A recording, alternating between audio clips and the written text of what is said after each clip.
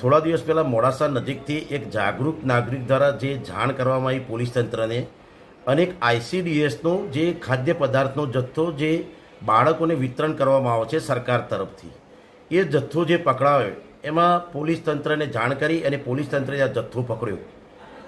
સત્ય હકીકત બહાર આવે એ માટે પત્રકાર મિત્રોએ પણ આમાં ખૂબ ઊંડો રસ લીધો અને સાથે સાથે જે અત્યારે નિવેદનો પત્રકારો મિત્રો દ્વારા જે મળી રહ્યા છે એમાં એવું જાણવા મળે છે કે આ જથ્થો અરવલ્લી જિલ્લાના ICDS વિભાગના અધિકારીને પૂછતા તેઓ જણાવેલ કે અમારો જથ્થો તો વિતરણ થઈ ગયેલો છે, આ જથ્થામાં અમારે કોઈ લેવા દેવા નથી.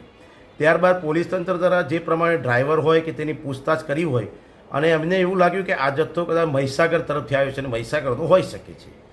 ત્યાંના જે અધિકારી છે જેમનું નામ છે જે ICDSના ઇન્ચાર્જ અધિકારી ખાંટ સાહેબ જે છે, એમનું ટીવીમાં એવું નિવેદન પત્રકારો તરફથી મળી રહ્યું છે કે આ જથ્થો અમારા જિલ્લાનો નથી. બીજી તરફ આ જ બાબત પત્રકાર મિત્રોએ જ્યારે પૂછ્યું, જે ગોડાઉન કે જે સરકાર દ્વારા જેને ટેન્ડરિંગ કરેલું હોય અને જે ગોડાઉનમાં આ જથ્થો રાખવામાં આવે ત્યાંના ગોડાઉન કીપર દ્વારા એવું જાણવા મળે છે કે આ જથ્થો અમારો હતો, અમારો જથ્થો અમે વિતરણ માટે મોકલ્યો હતો. ખૂબ જ આ ઊંડાણપૂર્વક પોલીસ તંત્રે આમાં તપાસ કરવી જોઈએ કે આ જથ્થો ક્યાંનો છે. આમાં ક્યાંક ને ક્યાંક સીધી રીતે દેખાઈ રહ્યું છે કે સરકારી અધિકારીઓની મિલીભગત હોય અને આ જથ્થો ગેરવલ્લે કરવામાં આવતો હોય એવું સ્પષ્ટપણે દેખાઈ રહ્યું છે. બંને બાબતોમાં વિસંગત થાય છે.